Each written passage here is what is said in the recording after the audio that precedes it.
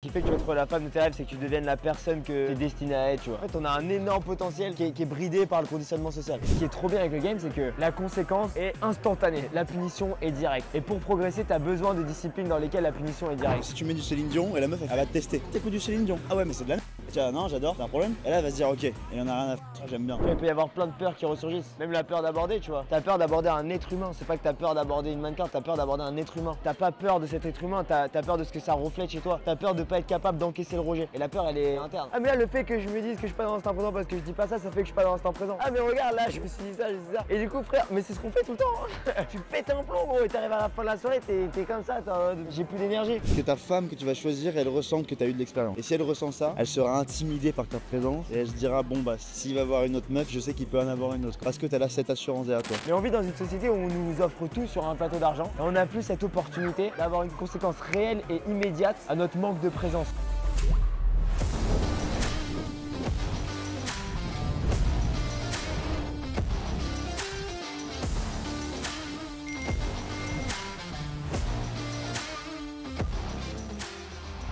En termes de mindset, est-ce qu'il faut limiter ou arrêter de regarder des films genre romantiques, écouter des musiques genre de Lover et tout, tu vois?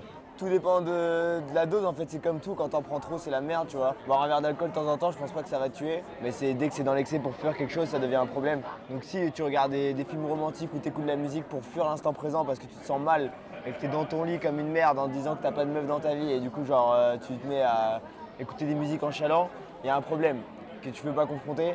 Et là, c'est problématique. Par contre, si tu as envie d'écouter de la musique, tu écoutes de la musique, tu as envie de regarder un film de temps en temps, tu regardes un film, il n'y a aucun problème là-dessus. Moi, c'était plus aussi, exemple, quand t'as un date, tu vas chercher une meuf en voiture, tu vas pas commencer à mettre des sons Céline Dion. Pourquoi pas? Bah, je sais pas, c'est une croyance que j'ai, je sais pas. Est-ce que t'aimes Céline Dion? Ouais, ça va. Mais bon, mais je pense que pour au début, ça paraît, c'est pas un peu needy de faire ça? C'est pas un peu abusé, genre? Non. Non, un truc qui est important, c'est que tu fasses ce que tu as envie de faire, que tu sois dans ton cadre et qu'il n'y ait pas de jugement. En fait, elle préfère largement quelqu'un qui est authentique et qui écoute du Céline Dion parce qu'il aime ça. En fait, ce qu'elle va pas aimer, c'est un mec qui va mettre du Céline Dion pour la manipuler et lui faire croire, prétendre être une personne qu'il n'est pas pour essayer de la voir, tu vois. C'est la différence entre être gentil et bienveillant. Un mec gentil, c'est un mec qui va se comporter d'une certaine façon pour obtenir quelque chose.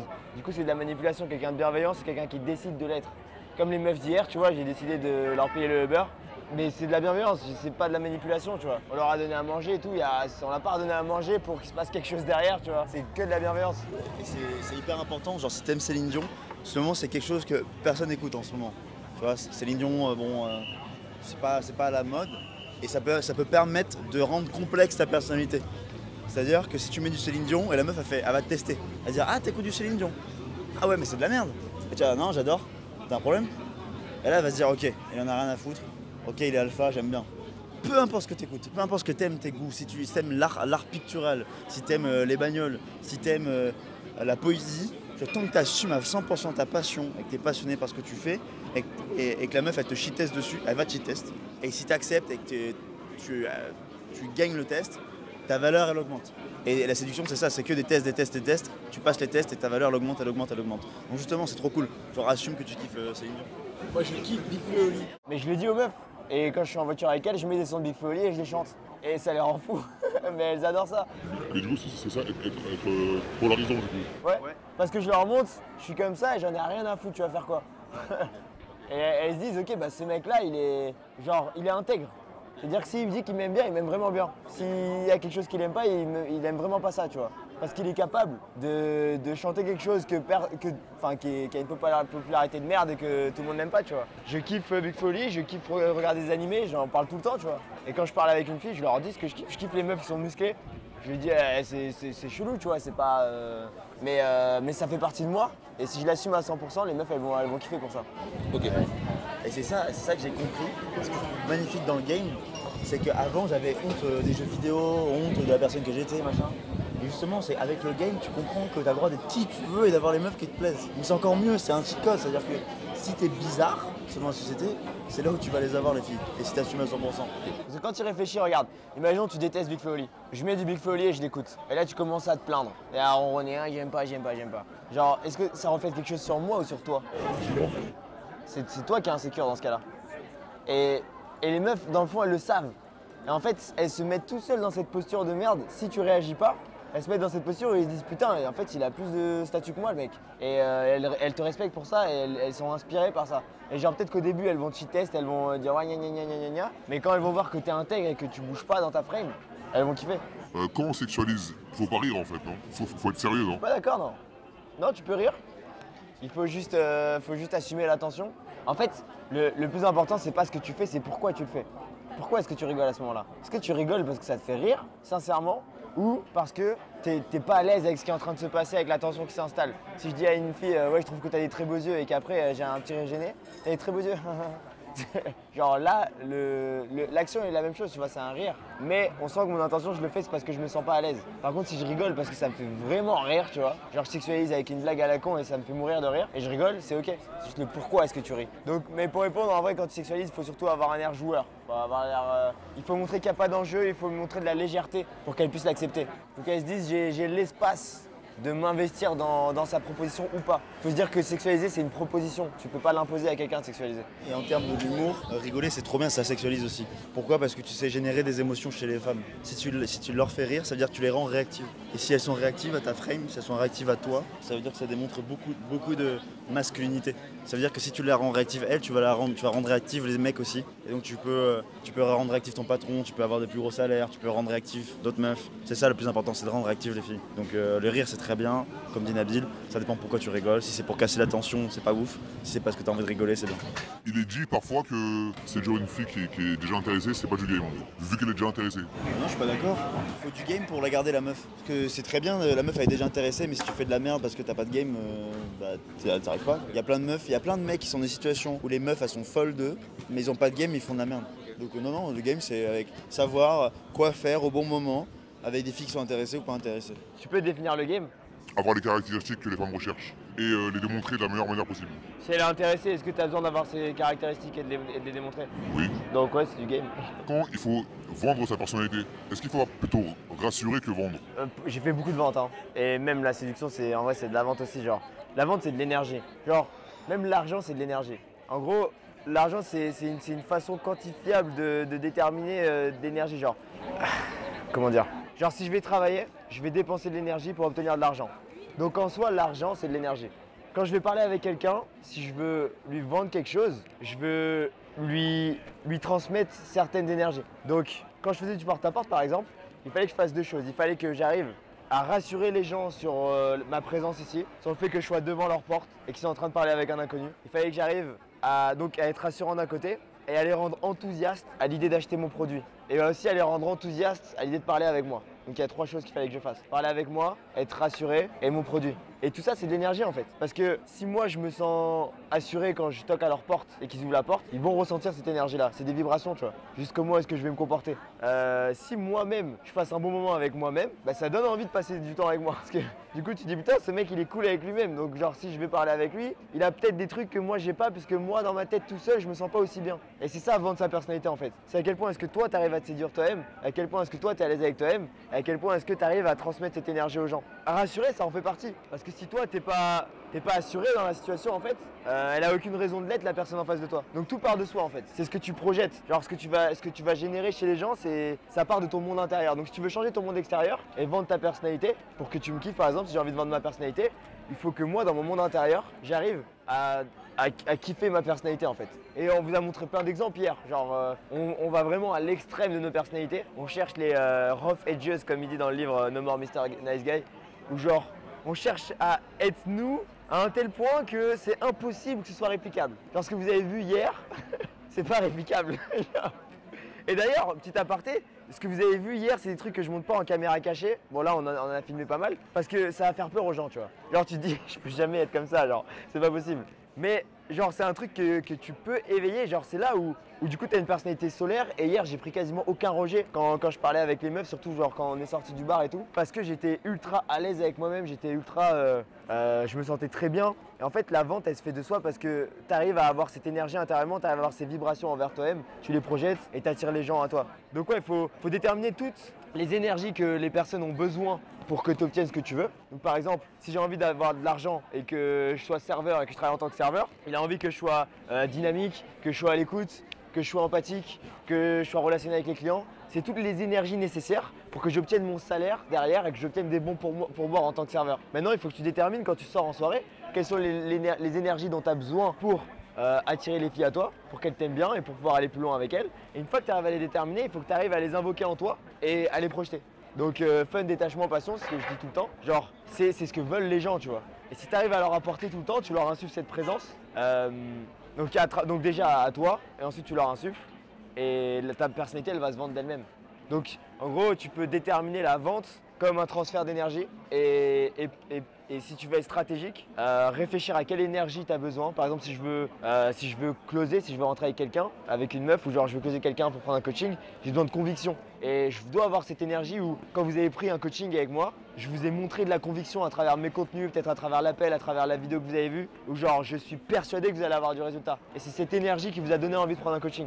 C'est pareil avec une meuf, si je pense que je suis un bon partenaire sexuel, je dois avoir cette conviction-là. Donc quand je vais sexualiser, je vais lui montrer. Si je pense que je suis quelqu'un de bien, je vais être convaincu que je suis quelqu'un de bien. Et c'est en changeant mon monde intérieur, ma conviction interne, que du coup je vais attirer, donc manifester dans le monde extérieur, genre attirer les gens à moi. Et ça se vend de soi-même en fait. Concernant le Kino Escalation, j'ai du mal à comprendre en fait, est-ce que c'est important ou pas? Hier, j'ai remarqué que vous touchez quand même les meufs. Ah, cette phrase. Vous touchez quand même, hein. Faut être précis, le bras, enfin l'épaule, voilà. Voilà, ouais. Est-ce que c'est important ou pas? Parce que dans des vidéos, je crois que t'avais dit, dans une vidéo que faut pas se prendre la tête avec ça. Ben, t'as vu hier quand on touchait les meufs, on se prenait pas la tête avec ça non plus. C'était quelque chose de naturel.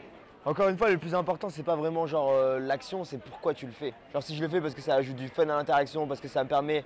En fait, la règle de base dans la communication, de limiter la friction et d'enlever tout ce qui est parasite. C'est comme si tu écoutais la radio et d'un coup tu avais des bruits, des interférences. Ça parasite le message et t'entends mal ce qui se passe. Mais je veux enlever tous ces parasites-là et que le message soit le plus clair possible. Donc si le fait de toucher la personne me permet d'envoyer un message beaucoup plus clair, bah, ça vaut le coup de le faire. Par contre, si le fait de la toucher parasite le message, faut pas le faire. Et c'est ça que je veux dire quand faut pas se prendre la tête là-dessus. Parce qu'il y en a trop qui parasitent le message quand ils sont avec une fille. Genre là, faut que je la touche, faut que je fasse ça, faut que je fasse ça. La meuf, elle se dit, mais qu'est-ce qu'il fait là? C'est bizarre.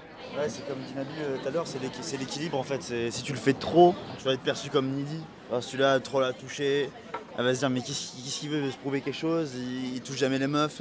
Après, si t'es pas à l'aise avec le fait de toucher les meufs, il faut apprendre à le faire. Au début, tu vas pas être aussi calibré, c'est normal. Du coup, je me suis forcé à le faire. Mais il faut le faire, mais maintenant, ça devient une partie de toi. Et donc, on le fait, comme dit Nabil, quand ça nous amuse. Mais moi, je pense qu'on peut résumer à 3 choses la Kino Installation. C'est soit je lui tiens les mains, c'est vraiment très simplement. Je lui tiens les mains, je lui fais un câlin et Tu l'embrasses. je l'embrasse. Ouais. C'est les 3 seuls trucs qu'on fait. Sinon, après, je trouve que c'est trop. Ouais, les subtilités, des fois, je peux la prendre comme ça par les épaules quand je veux faire un jeu de rôle. Mais ouais, je me prends pas trop la tête là-dessus. Ouais. Je sais qu'il y avait des routines à l'époque là, dans les Mystery Method et tout, c'était tu touches là, tu touches là, tu touches là. Dans le date 3, je crois. Ouais. Toi, t'as dit Nabil, je cite. Je cite. Si tu veux obtenir la femme de ta vie, il va falloir que tu couches avec beaucoup de filles. Donc la question c'est combien du coup? C'est quoi beaucoup de filles en fait? Je pense pas que c'est une dynamique de chiffres. Je pense que c'est une dynamique de avoir assez de références pour savoir ce qui te plaît vraiment chez une femme, pour savoir les caractéristiques qui te plaisent vraiment, genre les noter et être sûr de ce que tu veux. Et deuxième chose, que ta femme que tu vas choisir, elle ressente que tu as eu de l'expérience. Juste ça. Et si elle ressent ça, elle sera intimidée par ta présence et elle se dira bon bah s'il va voir une autre meuf, je sais qu'il peut en avoir une autre. S'il peut draguer, il peut en avoir. Parce que tu as là cette assurance derrière toi. Après en termes de nombre, je pense pas que c'est... En fait, je peux pas donner une réponse parce que c'est relatif. C'est relatif à la personne. Et j'étais en train de réfléchir justement parce que je me suis dit peut-être que j'ai changé d'avis là-dessus.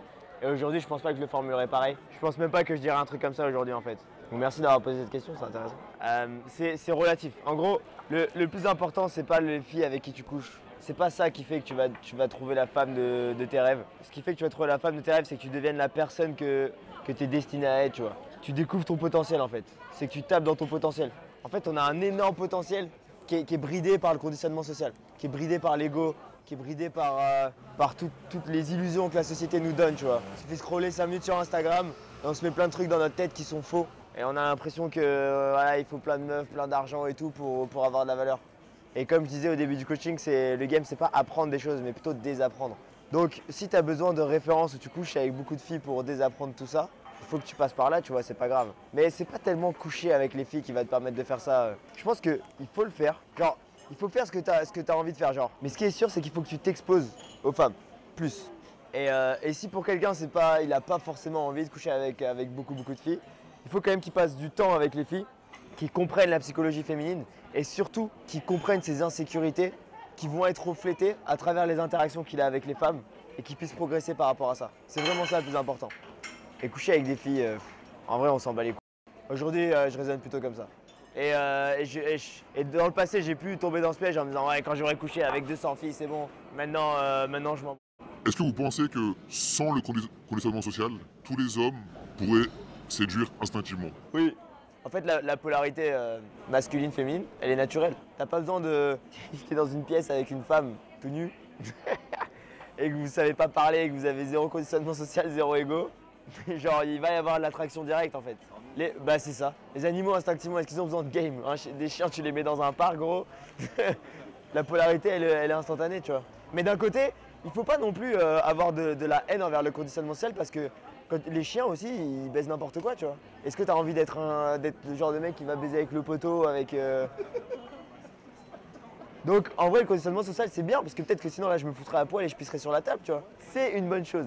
Mais c'est juste quand c'est poussé à l'extrême et qu'on nous pousse des narratifs qui sont pas bonnes pour tout le monde, quoi. Avant de nous rejoindre, beaucoup de nos membres étaient paralysés à l'idée d'aborder une femme. Aujourd'hui, grâce au groupe Impulsion, ils enchaînent les interactions sans difficulté et vivent des expériences incroyables, comme partir en instant date avec de parfaites inconnues. Si toi aussi tu veux dépasser tes blocages et vivre ce genre d'aventure, rejoins-nous. C'est gratuit et ça pourrait bien changer ta vie. Est-ce que tu as remarqué que les femmes qui ont beaucoup d'expérience, genre un body count élevé, est-ce que c'est vrai qu'elles s'attachent moins que d'autres? Non, même le contraire, en fait, elles valorisent plus. Quand t'es bon. Quand t'es bon, ouais. Okay. En fait, c'est comme si t'avais mangé des brocolis toute ta vie et que d'un coup tu goûtais genre une pizza. Tu veux plus manger de brocolis après. Il y a d'autres facteurs qui rentrent en compte, il faut qu'elle soit saine d'esprit et tout, mais oui, genre si tu prends une meuf qui est saine d'esprit, psychologiquement et tout, ouais, souvent j'ai remarqué que c'est plus l'inverse, elles s'attachent plus parce qu'elles se rendent compte de ce qu'elles ont à y perdre. Elles font beaucoup plus d'efforts pour que la relation marche. Parce que les meufs, elles, instinctivement, elles ont pas envie de coucher avec la terre entière. C'est un truc de mec, ça. Les femmes ont toujours besoin de garder une image d'elles pure. J'ai l'impression qu'en fait, elles doivent toujours rationaliser de manière à ce qu'elles aient une bonne image d'elles-mêmes. Bah tout le monde, hein, les hommes aussi. La compétence de séduire, est-ce que c'est comme le vélo? Ça veut dire, ça s'oublie pas? Bah ça dépend ce que tu veux dire par vélo, parce que si tu veux dire vélo, genre tu montes sur un vélo et tu pédales, oui, tu peux monter sur un vélo et pédaler. Mais si tu veux faire 20 km à vélo, bah si tu fais pas de vélo pendant 10 ans, tu vas galérer à aller faire les 20 km. Tu captes la nuance. Certes, tu vas toujours être capable d'aborder, mais tu vas être éclaté au sol. Mais après, c'est comme la muscu, tu vois, tu as la mémoire musculaire. Donc ça revient, c'est sûr que ça va revenir vite. Concernant le state, est-ce qu'il est possible d'être en state directement? C'est-à-dire sans passer par les étapes préalables de parler à tout le monde? Bah, le goal ultime, c'est de l'être le plus souvent possible. En fait, il faut voir ça comme... Je vais partir dans un délire perché, mais genre, tu as l'instant présent, et c'est tout ce qui existe, c'est tout ce qui est vrai. Quand on n'est pas présent, ça veut dire qu'on est désaligné avec l'instant présent. Donc on a des pensées qui nous parasitent, et nos pensées quand elles nous parasitent et genre si là je suis dans une conversation avec toi, mais que je suis pas présent à la conversation et que je pense à autre chose, je vais forcément penser à quelque chose passé ou futur. C'est soit une anxiété du futur, je vais me dire ah mais j'ai pas fait ma valise pour demain, et du coup je suis pas présent, donc je suis désaligné. Ou soit un regret du passé et je me dis ah j'aurais dû réagir comme ça avant, et du coup je suis pas présent à la conversation. Donc le state c'est la présence. Et pour réussir à faire ça, il faut être aligné donc le plus souvent possible. Le truc c'est qu'on est humain et il faut accepter la dualité, dans le sens où tu vas tout le temps vivre ces choses-là parce que c'est quelque chose d'humain. Tu vas tout le temps être désaligné, être aligné des fois et désaligné d'autres fois. Mais ce qu'il faut réussir à faire, c'est comprendre quand tu l'es, en prendre conscience. Et le plus important, c'est pas de tout le temps l'être, d'être de Bouddha. Personne va être Bouddha, personne va être Jésus, c'est impossible. On sait même pas s'ils ont vraiment existé, tu vois. C'est que quand tu es désaligné, tu arrives à t'en rendre compte et tu te réalignes rapidement. Et en fait, la vraie compétence à avoir, c'est plutôt que ça te prenne. Des fois, ça prend 3 semaines, 1 mois, 1 an à être dans ta tête. Les mecs sont déprimés pendant 1 an et toutes leurs actions, elles sont régies par le passé ou l'anxiété du futur. Et il y en a d'autres, ça va leur prendre 2 secondes. La même action. Par exemple, un rejet par une meuf peut t'impacter toute ta vie, comme il peut t'impacter 1 seconde. C'est fou quand même de penser ça, genre, tu te rends compte? Et en fait, c'est ça le flow, c'est ça la state qu'on veut atteindre. C'est que vous avez dû voir là pendant le temps que vous avez passé avec moi, je suis pas tout le temps genre en état de flow, présent constamment. Des fois, je peux être un peu frustré, un peu saoulé de certaines choses, mais je reviens très vite dans l'instant présent. Genre, je vais pas ruminer sur quelque chose, je vais pas Genre on cherche des solutions là, maintenant, de suite, on est dans le présent, tu vois. Donc la compétence, c'est comprendre quand tu es désaligné, et c'est là où l'humain a une force par rapport aux animaux et tout, c'est que tu peux prendre conscience de ce qui se passe. Tu peux dire ok, là je suis désaligné, ok, je me réaligne à l'instant présent. Et souvent d'ailleurs les désalignements, ça va être dû à des traumas. Il y a des trucs dans le passé que t'as pas aligné, des gros désalignements que tu as vécu et que tu as voulu mettre de côté. Et à chaque fois que tu vis une situation similaire, tu as un schéma de pensée, un pattern qui ressort. Et du coup, tu perds l'instant présent et tu rentres dans ta tête. En fait, le but du game, c'est d'obtenir les de trouver ces désalignements, d'aller sur le terrain, s'y confronter. Une fois que tu t'y es confronté et que tu le vis pleinement sans le fuir, tu l'acceptes, ça fait mal, mais tu l'acceptes et tu le vis, du coup, tu es libre de ça. Mais l'état de flow constant n'existe pas. Là, je vais continuer à open, etc. Est-ce que tu me conseilles, si je peux faire un instant date ou un date avec une meuf qui me plaît pas trop, de le faire quand même? Ouais. Qu'est-ce que je peux apprendre par rapport à ça? C'est juste l'expérience du moment, tu veux dire? Ouais. En fait, moi, ma vision du game, elle est... Comme j'ai dit, si tu veux changer ton monde extérieur, tu dois changer ton monde intérieur. Ça veut dire que si je veux être à l'aise en date avec une mannequin, je dois être à l'aise en date avec une meuf qui me plaît pas trop. Et t'es pas obligé de... Genre même, tu vois, toutes ces étiquettes de date ou quoi que ce soit, c'est du bullshit en vrai. Tu vas juste parler avec un être humain. Si je veux me sentir bien quand je parle avec un être humain, il faut qu'intérieurement j'arrive à me sentir bien avec n'importe qui pour enlever ce pédestal sur les meufs, etc. Donc si t'as l'opportunité de parler avec quelqu'un pour te confronter à tes insécurités personnelles, peut-être que t'as peur de pas savoir quoi dire dans un date, t'as peur de lui proposer d'aller chez toi. Tu vois, il peut y avoir plein de peurs qui ressurgissent. Même la peur d'aborder, tu vois. T'as peur d'aborder un être humain. C'est pas que t'as peur d'aborder une mannequin, t'as peur d'aborder un être humain. Et en fait, t'as pas peur de cet être humain, t'as peur de ce que ça reflète chez toi. T'as peur de pas être capable d'encaisser le rejet. Et la peur, elle est interne. Donc une fois que tu comprends ça, t'as plus de raison de juger les interactions. Et évidemment, si je devais choisir entre dater une mannequin ou dater une meuf qui me plaît pas, je vais dater la mannequin, c'est sûr. Mais quand je suis dans une phase où j'apprends à être à l'aise avec moi-même et à communiquer bien avec les gens, tu vois, à être bon en communication, je vais accepter toutes les opportunités que j'ai de communiquer avec les gens. C'est comme, tu vois, j'ai fait des coachings gratuits quand j'ai commencé. Ouais, j'ai fait beaucoup de coaching gratuitement. Et aujourd'hui, je me fais payer une grosse quantité d'argent pour coacher les gens. Et en fait, ce serait l'équivalent, tu vois, dans cette réflexion-là, avec ouais, mais moi je vais dater que les meufs qui me plaisent à mort, de me dire, et j'ai aussi coaché des gens avec qui il n'y avait pas un feeling de fou parce que j'avais envie de train cette compétence-là et de me dire, ok, est-ce que je peux aider cette personne-là, tu vois. Et ouais, en vrai, du coup, ouais, ce serait l'équivalent de dire, non, moi je coach que si on me paye 5000 balles. Ah non, déjà, soit un bon coach et les gens vont te payer 5000 balles de même, tu vois. C'est comme ces mecs qui veulent être artistes mais qui refusent de jouer dans la rue. Non, moi je joue qu'en concert, moi. Bah si t'as envie d'être... Ed Sheeran, il jouait dans la rue, frère, pendant 10 ans avant de faire des concerts. Pendant 10 ans, il était là, frère, à sa guitare dans la rue.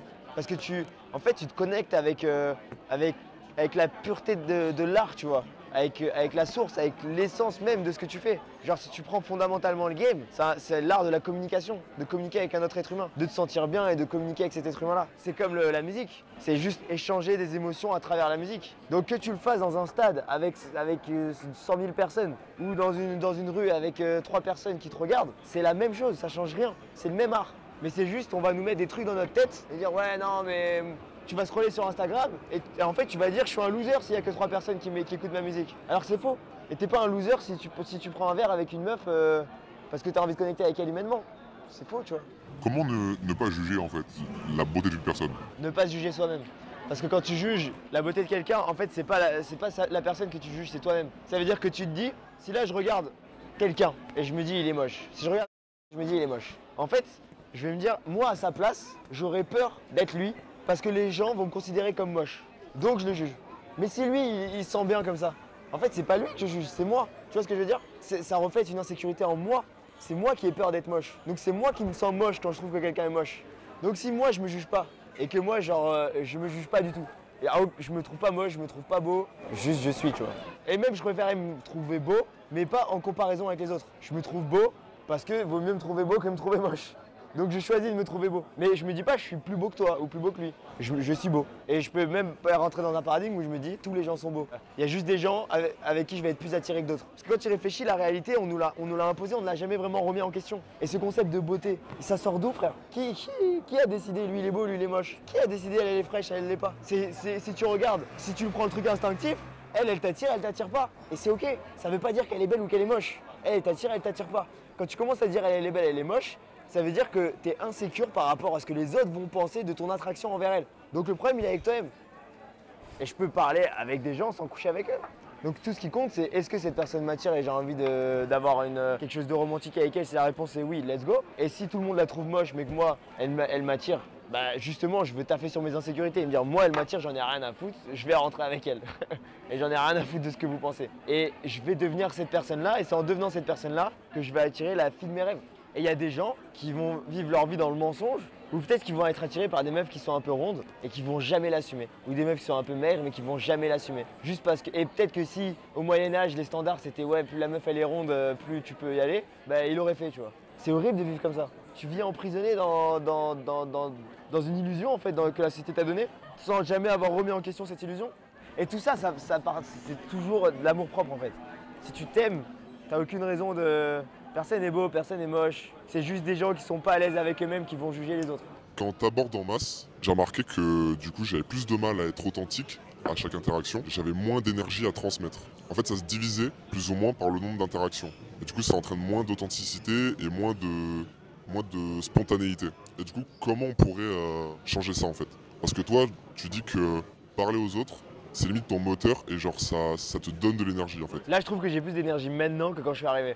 Et du coup comment enclencher ce cycle en fait, cet effet boule de neige? L'énergie c'est un truc qui circule. Tu vois l'eau qui coule dans un fleuve, c'est pas plus elle va couler, moins elle aura d'énergie, tu vois. Elle coule. La seule chose qui va l'empêcher de couler à la même vitesse, c'est qu'elle soit bridée par quelque chose.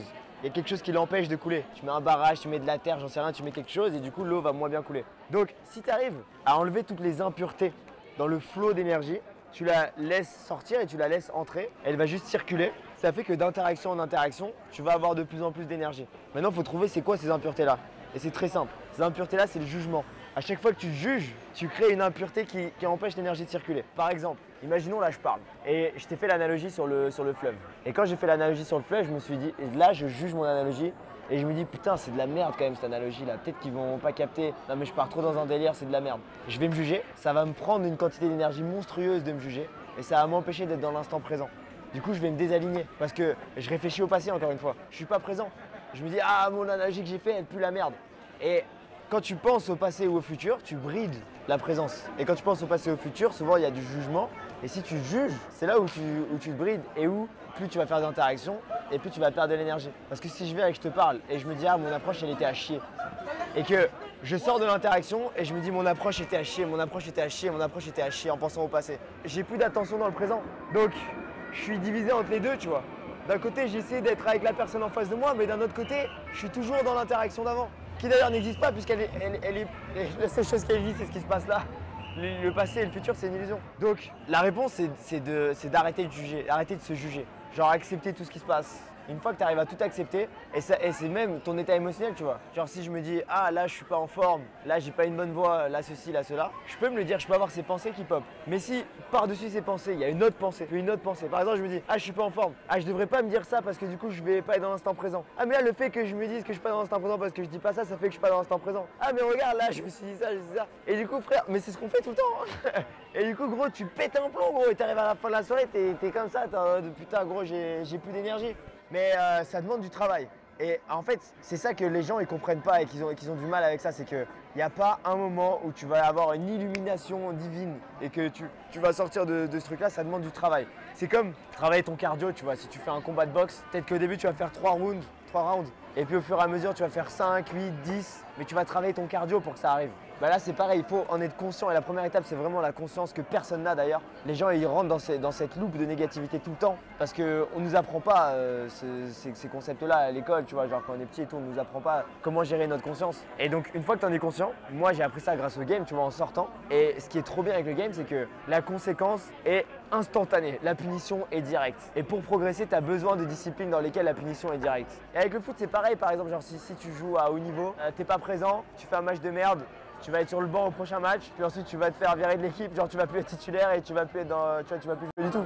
Donc tu as une vraie conséquence, tu as le feu au cul au fait de pas être présent. Et le truc c'est que les gens n'ont pas assez de situations dans lesquelles ils ont le feu au cul. Et si tu regardes genre par exemple nos ancêtres qui allaient chasser, ils avaient le feu au cul, qui allaient à la guerre, et ils étaient beaucoup plus présents que nous. Mais on vit dans une société où on nous offre tout sur un plateau d'argent, et on n'a plus cette opportunité d'avoir une conséquence réelle et immédiate à notre manque de présence. Et donc le meilleur moyen d'apprendre ça et de travailler son cardio comme ce boxeur qui va faire plus de rounds, c'est de sortir, de vivre des situations où tu es désaligné et tu te fais rejeter. Et tu as la conséquence directe du coup, tu te fais rejeter. C'est-à-dire je suis aligné, ça se passe bien, je suis présent, ça se passe bien, je suis pas présent, je me fais rejeter. Tu fais ça encore et encore et encore, à un tel point où tu changes ton schéma de pensée et tu atteins cette phase où genre ce truc où tu dis ok en fait c'est bon. Et vois ça comme un terrain d'entraînement quand genre tu sors et que tu fais plein d'interactions. C'est un terrain d'entraînement envers toi-même, pas genre tu vas apprendre à être la personne que tu as envie d'être. Et la personne que tu as envie d'être, c'est une personne qui est libre. C'est une personne qui ne dépend pas de la validation des gens pour se sentir bien. C'est une personne qui peut être à l'aise que tu sois avec une ultra bonne énergie ou une énergie ultra basse, tu vois, ultra haute ou ultra basse. Tu dois être à l'aise avec les deux, tu dois accepter la dualité. Et pour l'accepter, du coup, faut travailler sur ça et en prendre conscience. Et à chaque fois, du coup, genre se dire, ah là, je me juge, il revient à l'instant présent. Et t'as remarqué quand je sortais des interactions hier, l'absence de jugement total, c'est ça qu'il faut imiter en fait. C'est vraiment ça la clé du game. C'est pas les trucs techniques, c'est l'absence de jugement complet. Est-ce qu'on peut mettre en place des process, enfin en amont, et en fait après, quand on est dans une interaction, on est moins dans nos têtes et genre il y a plus de fluidité, ouais, ça va moins vite en fait. En fait le truc c'est que si tu as un projet pour construire une maison et que ce projet là il dure 2 ans et que tu cherches des méthodes pour aller plus vite, tu vas pas te confronter au réel problème, genre pourquoi est-ce que tu veux trouver des process? Genre ça veut dire que tu es désaligné, en fait tu veux traiter ce désalignement en trouvant une méthode plus rapide, plus simple que de s'y confronter vraiment, tu vois. Je sais pas si tu vois ce que je veux dire. Ouais, mais parce qu'en fait, je comprends beaucoup, genre j'ai beaucoup été dans ce paradigme à me dire il y a forcément un truc, il y a forcément une méthode, il y a forcément des process qu'on peut suivre. Est-ce que si je médite 1 heure par jour, ça va marcher? Est-ce que si je vais prendre un champignon hallucinogène, je vais voir la vérité et ça va marcher, tu vois? Alors que c'est juste des mécanismes de l'ego où genre on veut pas se confronter à nos insécurités, on veut chercher à les contourner. Et c'est pas agréable. Mais le truc c'est qu'il faut accepter la dualité, genre des fois ça va l'être, des fois ça va pas l'être. Et en fait le moyen le plus rapide que le temps ralentit dans tes interactions, c'est de faire assez d'interactions, de faire assez de volume et une fréquence et une assez bonne fréquence. Comme ce mec qui veut plus de cardio, tu vois, genre il peut me dire ouais mais est-ce que si je prends de la ventoline spéciale, j'aurai plus de cardio? Ça peut peut-être t'aider, tu vois. Cours plus, tu vois. Faut juste le faire. Donc non, il y a tout. En fait, s'il y avait un truc magique, je te l'aurais donné. Hein. Dis-toi que tout ce qu'on a fait là, c'est vraiment, on a simplifié au maximum, vraiment. Et genre, on peut pas faire plus simple que ça. Donc non, il n'y a pas de process. Et si j'en trouve, je te les donne. Et c'est ce que je donne dans les vidéos YouTube. Hein. Comment tu trouves un équilibre entre mimétisme, c'est-à-dire reproduire ce qu'on va voir de toi, de Alan, de Robin, de Arsène ou quoi, et ce que Robin m'a parlé à un moment hier, trouver son style de game. Tu peux pas savoir tant que t'as pas essayé. Essaye plein de choses, vois avec quoi est-ce que tu résonnes le plus. En gros, quand on parle de développer son style, ça veut dire qu'il y a des choses dans lesquelles tu seras naturellement meilleur que d'autres. Parce que t'as plus d'affinité avec ta personnalité. Genre un joueur dans FIFA, genre bon après t'as des CR7, des dingueries comme ça, mais genre c'est rare qu'il ait 99 partout, tu vois. Genre il peut avoir 99 en sprint, et genre 50 en précision, tu vois. Et ça va juste dépendre de ses affinités. Mais le truc c'est que si t'as envie d'être bon, il faut que t'aies 80 partout et qu'il y ait un ou deux trucs où tu sois à 100. Et c'est là où tu vas te différencier. Donc il faut que déjà de 1, il faut que t'aies, avant de te poser la question, tu dois piocher à droite à gauche et maîtriser à 80 partout. Ensuite, une fois que tu as ça, il faut que tu te dises sur quoi est-ce que j'ai plus d'affinité, sur quoi est-ce que je peux naturellement être meilleur que d'autres. Et là, tu creuses encore plus et là tu peux t'inspirer du coup de ceux qui sont meilleurs là-dedans, tu vois, tu creuses encore plus et tu vas plus loin là-dedans et tu vas développer ton style comme ça, tu vois. Mais avant de me poser cette question-là, je vais copier à mort. Hein. Mais tu vois, genre, moi je raisonne pas trop avec ce truc de. Je sais qu'il y en a quand ils game, ils adorent ce délire d'être méga dominant, tu vois. Je sais être dominant quand il faut l'être et j'ai travaillé là-dessus pour l'être. Et j'ai une personnalité dominante avec les filles quand même, tu vois, genre je suis assertif. Mais c'est pas ce qui m'anime le plus, tu vois. Et moi j'aime bien quand je suis avec une meuf, genre juste me taper des barres du début à la fin, tu vois. Et genre que ce soit genre juste limite que genre quand elle couche avec moi, elle se dit mais qu'est-ce qui vient de se passer? Genre qu'elle est rigolée, genre elle est tellement rigolée du début à la fin et qu'il y avait tellement une good vibe, genre elle vivait tellement d'expériences positives qu'à la fin elle se dit mais comment est-ce que j'en suis arrivé à faire ça? J'aurais pas fait avec quelqu'un d'autre, tu vois. Et il y en a d'autres qui vont être beaucoup plus forts en étant plus calme, plus assertif que moi. Moi je suis quand même très extraverti quand je game, genre j'aime bien en faire, genre avoir ce personnage genre tu sais grotesque un petit peu, tu vois. Et moi j'aime ça, tu vois, genre je résonne avec ça. Et il y en a d'autres beaucoup moins. Et c'est ok. Et du coup moi, j'ai poussé à fond là-dedans et j'adore regarder des comédiens de stand-up et tout, ça m'anime. Genre quand je regarde ça, je kiffe ma race. Il y en a, ils s'en branlent de ça et ils vont plus kiffer peut-être regarder Scarface ou Al Pacino, tu vois, et ce bail de gangster, tu vois. Genre tu regardes un mec comme genre PNL par exemple, tu vois. Genre PNL, tu compares avec SCH où il est beaucoup plus solaire. Genre Damso, il est beaucoup plus bresson, tu vois, qu'un D6. Je sais pas si vous connaissez D6C, vous avez le feat là, D6 Damso. C'est des personnalités qui sont complètement différentes. Et les deux, on arrive à s'attacher à eux parce qu'ils sont vraiment eux-mêmes. Et tu vas jamais demander à Damso d'être plus solaire, ce serait bizarre, tu vois. Genre. Mais par contre, genre Damso, bah voilà, il a ce qu'il faut, donc il a les 80 partout, mais il a le 100 dans le truc qui est atypique à lui, tu vois. Merci les gars. Votre question était très intéressante. Tu préfères quoi? Passer des heures à swiper sur des applications de rencontres sans résultat ou aborder une fille qui te plaît dans la rue et finir un rendez-vous instantané avec elle? La vraie question, c'est quelle vie tu veux vivre? Si tu choisis la deuxième option, rejoins Impulsion, notre groupe gratuit où on t'apprend à aborder, séduire et conclure. Le choix est entre tes mains.